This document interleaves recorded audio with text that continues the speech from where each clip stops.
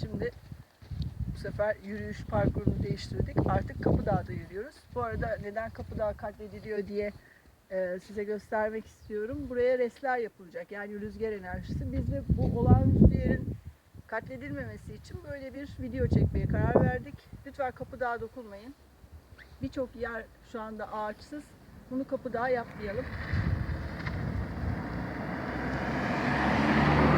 Umarım mesaj yerine ulaşır. Görüşürüz. Gene kapattık.